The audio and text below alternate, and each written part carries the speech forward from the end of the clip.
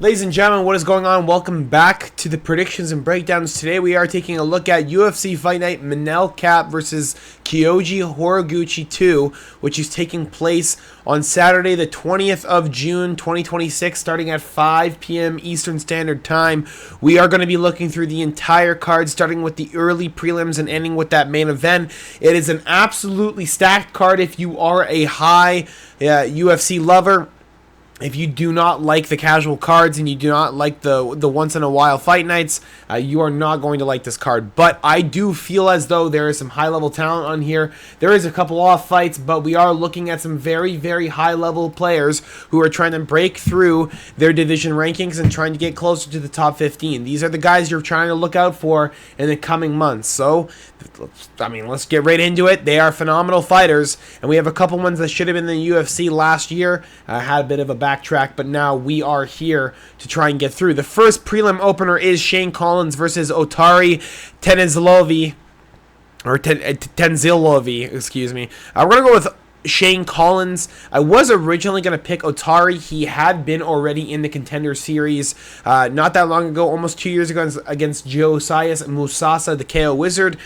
He did end up losing that to a split decision. I did feel as though Otari won that fight. Even though I did bet Musasa when that fight was going on, I did feel as though Otari outlanded him and was the real victor.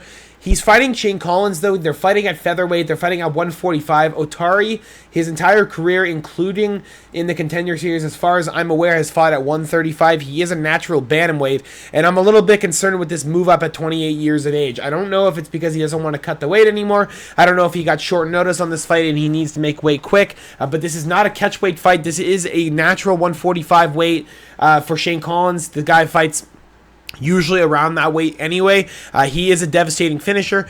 Does he have any high-level wins on his record? No. Does Otari have much better wins than he does? Yes, he does. So you're looking probably for a very close fight. Otari really could pull it off, but I think Shane Collins, just being the natural weight bully in this situation, I do feel as though I have to go with Shane Collins. He's going to be a little bit, more fit for the contest in terms of being able to be just that much more heavy. Otari's coming in at 145, probably not going to have to cut as much, probably just going to be a natural weight for him. It's going to be a little bit of a question mark there, but we are going to go with Shane Collins. I did change my pick from Otari. I just feel like Otari's a little bit better of a striker. I do feel like he has the advantage there, but we are going to step back, take a look at the statistics in terms of the weight, and just go with Shane Collins to get it done via most likely finish on the probably second or third round, but we'll see. Next on the prelims, you have Carl Rosa versus Luana Santos, and you're probably not going to get Luana Santos as an underdog again in the near future, so we're going to go with Luana Santos to get through and make that number 8 bantamweight ranking. I still feel as though she is a high-level prospect. I feel as though her hands come in very, very well. She's got very high-level jiu-jitsu play. She's got really, really good cage work, and I think Carl Rosa's just a little bit older for the weight class. I think she's starting to fall off. I mean, Eileen Perez was able to control her and just kind of maul her. Irene Aldana was able to piece her up on the feet. Luana Santos, a little bit similar style, moves forward, doesn't really give too much air to breathe, and you have Carl Rosa, who's not really dealing too well with a lot of pressure in her fights. She does seem to falter and start to have some problems and doubt herself almost. And I think Luana Santos is just going to give that at an amplified effect. So we're going to go with Luana Santos as an underdog. Take the dog to bark early on Saturday night. And I think she will get it done easily against Carl Rosa. Maybe even a finish by submission. But you are looking at more than likely over 2.5 rounds and taking that decision side for Luana Santos. So next on the prelims, you have a UFC brother, Leon Shabazian, Edmund Shabazian's brother, versus Levin Chokeli. We're going to go with Chokeli to get it done via finish. I think Leon Shabazian, taking after his brother, he doesn't really have a whole lot of high-level concept. He's really good at beating up cans, but this is not a can. Levin is one of those guys that's been around. He was in Bellator a couple years ago. It does come with a bit of a hurdle in that inactivity. I think Levin, fuck, man, I don't even know what he's name. I'm just going to keep saying Levin. But I think Levin has just not been around enough for me to be super confident with a 4-1 favorite. But I think Leon Shabazian, very low-level contenders that he's fighting. He fought Ryan Loder and got knocked out, which is a big fucking no-no for me. And I just don't feel as though he has the high-level ability to stay in the UFC. Getting knocked out by Phil Rowe in the third round of your Contender Series bout is not what I want to see, especially because Phil Rowe is kind of a quitter. The guy doesn't really want to fight all that often, and he doesn't really try whatsoever. And I think Chuck Ellie, he does try. He is a consistent finisher. He does move forward, and he does not give a lot of air to a lot of guys. He is lacking a bit of reach here. He is lacking the height. There will be a lot of punch-down force for Leon, but I do feel as though Chuck Ellie is going to force the issue and get into range and just blow him up. I think it's going to be an inside distance easily for the boys. It will be at welterweight as well. Leon moving down. That's a tough weight cut, man. I'm not going to lie. If he's anything like his brother, he's 6'4", trying to make 170. He's definitely not making that weight. I'm not going to lie. He's probably going to miss weight. Next on the prelims, Michael Aswell Jr. versus Gaston Bolaños. We're going to go with Michael Aswell Jr. to get it done via knockout or decision. Gaston Bolaños did not really belong in the UFC whatsoever. Beating Aaron Phillips is not a high-level win for me to allow you into the UFC. And Cortavius Romeus is absolutely fucking god-awful, and he got kicked out of the UFC just for getting an absolute brawl beating from Chang Ho Lee, where he got knocked out from Mount, because the kid has no fucking cardio whatsoever. He's got no ability whatsoever, and that's Gaston Bolaños' biggest win of his entire career. And Michael Aswell Jr., yes, he did lose to Luke Riley decision, which is really, really wild to me. Lucas Almeida, though, a good KO. The kid did come in with a broken hand, so I really can't give all that much to him.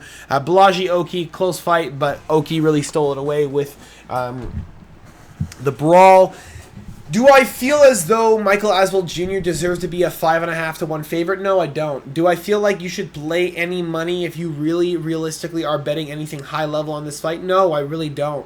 But you are looking at Michael Aswell Jr., who is 8 years younger. The kid's got a little bit more experience, it feels like, and he's got a lot more potential than anything Gaston Bolaños has done in the entirety of his career. The fact that he's got more experience and he's got more talent and he's 8 years younger, you're looking at a kid who's just going to be able to put the pressure on Gaston Bolaños, going to have him falter in rounds 2 and 3, and you're probably going to have Gaston Bolaños completely gassed out before that bell rings at the end of the third round. I think Michael Aswell Jr. might be able to get a knockout. The Texas kid has been able to be consistent with his power, and I think Gaston Bolaños sits in the pocket too long. He likes to sit there and try and pitter-pat and get the points back. You can't get the points back. There is no getting points back when you have a big power shot in front of you, and I think Michael Aswell Jr. is going to give him a little bit of piece of that on Saturday night. We're going to go with Michael Aswell Jr. He is a minus 430 chalk, but you got to take it if you want to make it. The favorites, high probability the favorites always win. That is why the bookies label them as such. Mitch Raposo next on the prelims versus Alan Nascimento. We're going to go with Alan Nascimento to get it done against Mitch Raposo. It was a very good win for Mitch Raposo. I did pick him to beat Azmat Maxim, or Azat Maxim. I did beat him, or pick him to win, but it feels as though Nascimento's just a little bit better everywhere than Mitch. Mitch does have a lot of high-level boxing, but I think Alan Nascimento is just going to be forcing him to the cage, not going to be allowing Mitch to get off and start anything of his own rhythm, and I think Alan Nascimento is going to be forcing the pressure consistently. He's got the reach advantage, he's got the height advantage, he's just going to be all over Mitch Raposo. It is a low line for a guy fighting Mitch Raposo. I'm just being honest. I like Mitch a lot. I think he really deserved that last win, but it is a low line for a guy fighting Mitch. Alan Nascimento should be at least a minus. If you're going to give Michael Aswell Jr. a minus 450 tag, Alan Nascimento should be at minimum a minus 250 to minus 300 tag on this fight. So I'm going to give the edge just in value purely to Alan Nascimento. Maybe the books know something that I don't. But this, realistically, if I'm going based off the statistics, Alan Nascimento should realistically be closer to a minus 300 4-1 favorite. So I'm going to just say stack the book on Alan Nascimento. This line should not be like this. There is either a red flag or the bookies are mispricing this. I understand there is a 7-year age gap. That probably is where a bit of it comes. But Alan Nascimento is still in the prime of his life. And, Mitch Raposo not being that very fast of a starter, I think Nascimento is going to be able to get it done, just force the issue just a little bit quicker than Mitch Raposo can. Next on the prelims, you have Bia Mesquita versus Melissa Mullins. Melissa Mullins, very, very high level of wrestling. She's got a really, honestly, a lot of good talent when it comes to the bantamweight division. She's got a lot of high level wrestling pressure on top. She's got a lot of finishes as well when it comes to mount and just ground and pound. But Bia Mesquita, high level Brazilian Jiu-Jitsu GOAT.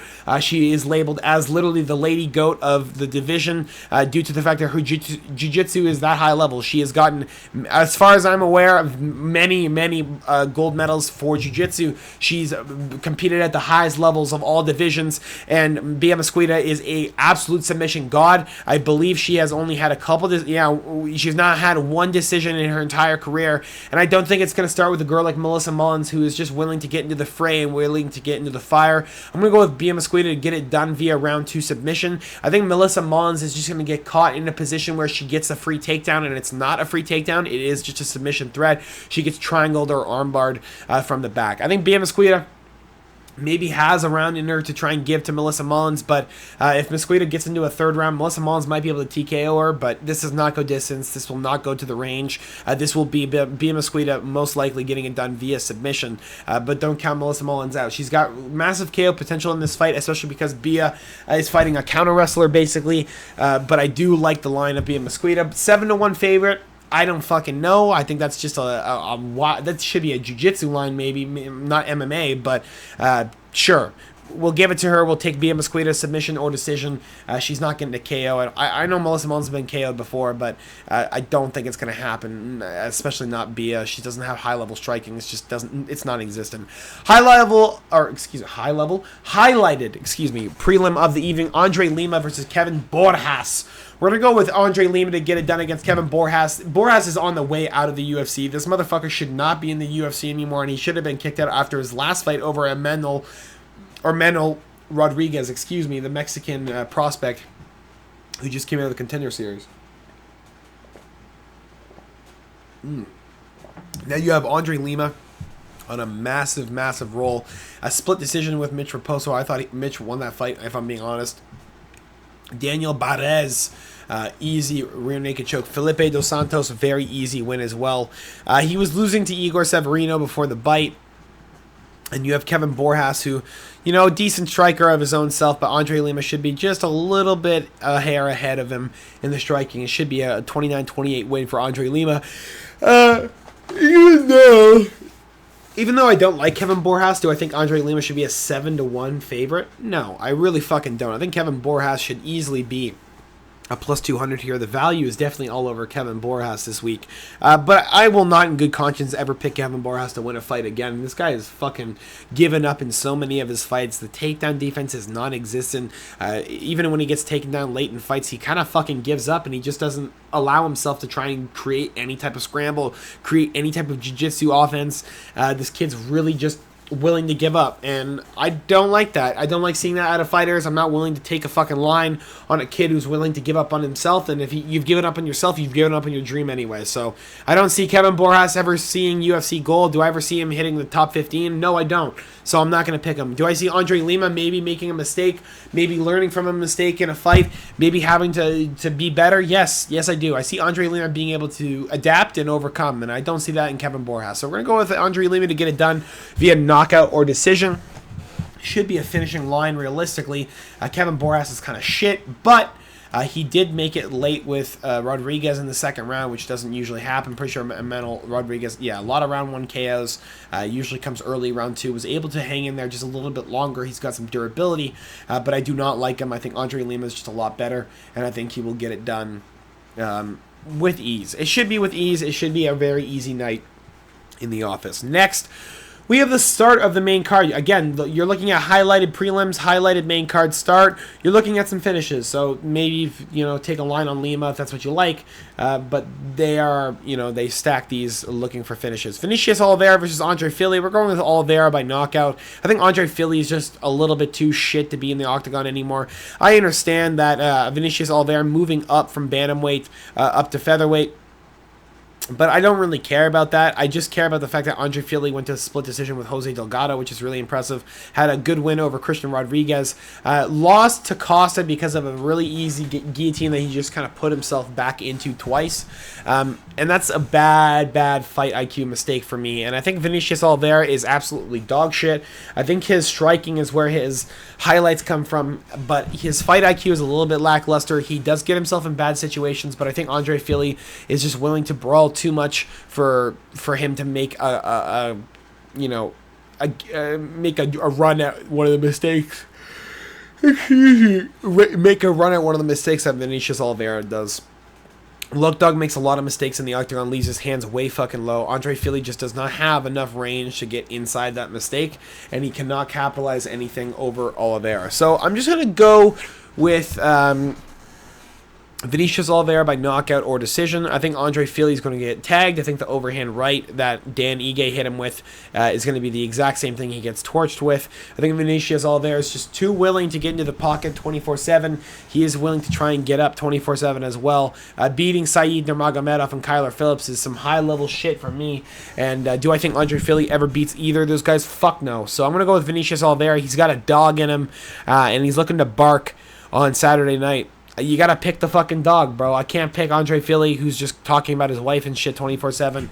I think I'm gonna pick Vinicius Oliveira, who came from the fucking the fucking nothings of Brazil. Okay, this motherfucker is gonna just be an absolute menace at featherweight. Next on the main card, this one's easy. Melzik Bagdasaryan versus Murtazali Magomedov. Murtazali is an absolute demon out of the Contender Series. He just blitzed the shit out of Brahim Zurcher, Mexican prospect, who looked really, really good until he ate one jab from Magomedov and proceeded to eat a left hook that absolutely snapped his head all the way back, and he got ground and pounded out in less than 5 seconds. He's got wicked power. He's got crazy blitzes. He was an even line against Zurcher, who wasn't also an undefeated prospect. They were both 9-0. Bagdasaryan, though, kind of shit. John Silva exposed him. He's got no chin, really, from what it seems. He just kind of eats all the fucking damage. Josh Kulabau is able to finish him as well, and that gives me a lot of hope and a lot of prayers that Magomedov will be able to finish him. So we're going to go with knockout or submission for Murtazali Magomedov. Should be an easy win over Melzik. And I think Melzik only shit. I think that guy's really, really bad, and I think he should not be in the UFC. And this will just be a nice, easy exit for him with Murtazali blitzing him, putting him away as the 8-year younger hungry demon. Okay? Magomedov, young, hungry, wants the belt. Bagdasaryan literally has the same amount of fights. He's 34. I don't give a fuck. He's getting knocked out. He's getting blitzkrieged. Next on the main card, Christian C. Rodriguez versus Haider Emil. This one's really easy. I never really thought Haider Emil was high level either. I always thought that his striking was just a little bit wild. He just kind of goes into the fray and just hopes that he doesn't get knocked out. That Jung Young Lee fight with the Korean Tiger really could have gone either way, just depending on who got chinned. And unfortunately, the Korean Tiger did. Christian Rodriguez, very calculated in his approach. He's got a lot of high-level experience. He usually beats up the contenders as well. He is 8 years the younger against Haider Emil here. Do I think Rodriguez gets knocked out? No. And where does Haider Emil's majority of his wins come from? Knockouts. They come from blitzes because he's got really, really high-level just blitzes, short combinations, 4 or 5 pieces where he hurts you and then just kind of puts you out with another 8 of them. Christian Rodriguez, high-level jiu-jitsu. He's got a lot of work to do in the striking, but he still sits in the pocket well. He's got good range. He is a little bit short, but he does deal well with pressure, and he continues to try and make better of the situation regardless of what's going on. I'm going to go with Christian Rodriguez to get it done against Haider Emil. The fact that this line is even as close as it is fucking wild to me. Should be all over C. Rodriguez. And that's where we're going to sit. Haider Emil's just not high level enough for me to pick him. He's fought nobody of nobody. And anytime he's fought anybody with half a name, he gets fucking chinned and he knocked out. So Christian Rodriguez, that's where we're sitting. My boy will get it done. Milwaukee, Wisconsin, stand the fuck up. Next, the co-main event of the evening, Ian Cutelaba versus Navajo Sterling. I'm not going to lie to you guys, I'm going to be 100% realistic. I'm going to pick Navajo Sterling, but I would not be surprised if Ian Cutelaba pulls this off. Navajo has been getting fucking tagged by stupid fucking guys. He lost a round to Ivan Urslan. He lost a round to Tuco Tucos, I'm pretty sure. He lost a fucking round to Hadafo Bulato. And he should have knocked all 3 of those guys out. Ian Cutelaba is on a bit of a roll. Exposed Umar Sy in the grappling. Modestas Bukauskas split decision where I believe even he fucking won. Ibo Aslan finish, or Ivan Urslan split decision where, I mean, he should have won unanimous. Navajo Sterling just kind of acts like, you know, Israel Adesanya, stays at range, short kicks, tries to win the point battle, and just tries to move on to the next fight. Ian Cutelaba is going to try and finish him. He's going to try and blitz him down. There is definitely a higher likelihood of Sterling winning. Again, I'm picking Sterling to win by knockout or decision, but I would not be surprised if Cutelaba chins him and just gets into a guillotine and makes him tap, because Cutelaba has been fucking surprising me the last couple of years. The guy's got a new coach. He's been a little bit more fucking calmed down. He doesn't just blitz at you. He doesn't do the whole Hulk thing all the time anymore. He just tries to be a little bit more calculated in his approach, which I respect. I like that out of him. I like it. Not going to pick him, though. Navajo Sterling, high-level prospect. Seeing what Cutelaba used to do is making me not pick him here. That's all I gotta say about that. This guy's got fucking issues, and he needs to deal with them. Next on the main card of the evening, you have the main event. You have Manel Kape Starboy versus Kyoji Horiguchi in their second battle I guess this isn't a first time in the octagon, but second time. They fought in Risen. They fought with They fought with ropes, and it was absolutely terrible to watch. They were slipping everywhere. There was a big complaint from Horiguchi about that. There was a big complaint about Kape about that, and Kape, I believe, ended up getting submitted by Horiguchi by arm triangle or something, or whatever it was. Manel Kape, a lot of knockout potential in the kid. He did cheat basically in every single one of his knockouts except for the Brandon Royval knockout. That was a nasty knockout over Brandon Royval. Even though Royval recovered quite quickly, he was out cold for at least a split second. Kyoji Horiguchi getting back into the UFC after a long way away, submitting, Tair Ulanbekov, beating the absolute fucknuts out of Amir Albazi. It gives me a lot of questions that go a little bit unanswered. And he's been knocked out before. Akaya Sakura spinned him. Sergio Pettis spinned him. He did knock out Kaya Sakura right back. I don't know, man. My heart, even though I'm wrong a lot of the time with main events, I'm going with Kyoji Horiguchi to get it done against Manel Kape. I think Horiguchi's able to stay in the pocket with Kape well. I think he's got a little bit better experience with the grappling. Do I think that he's going to be able to get in the pocket and blitz him down? No, not particularly. But Horiguchi did get a really close win with him in that third round. I just feel as though there's something telling me that Horiguchi's going to be able to finish him again. When a guy beats you once, man, usually he's got your number. He's sitting against an underdog as well right now. Again, this pick might change over the course of the week. I will definitely say something if it does, but Manel Kape, man, I don't know. It's just, there's a lot of questions that go unanswered. Horiguchi's definitely a lot better than Royval. He's definitely a lot better than Almabayev or Bruno Silva, so we're going to have to see on Saturday night. I'm just going to go with the underdog for now. I think he's got a high-level potential for a submission victory in rounds 3 and 4. I think Manel Kape has a high likelihood of a knockout in rounds 1 and 2. And I think if he doesn't get it, Manel Kape is just going to be in for a long night where he's just got nothing available for rounds 3 and 4 and 5, especially when Horiguchi's willing to go to the submission threat and willing to go to the wrestling. That's all I got for you guys today. Hopefully you guys did enjoy. Make sure to drop a like and subscribe if you have not already. That's all. I mean, I don't know what else to say. I mean, it's going to be a close fight. It's going to be a really, really good main event on Saturday night, and hopefully you guys are there for the live stream starting at 5 p.m. Eastern Standard Time. I'll talk to you guys all later. I'll talk definitely tomorrow for the best bets, and we'll see you guys for the recap and breakdown of last week when I get it done. Have a fantastic rest of your week, boys. Peace.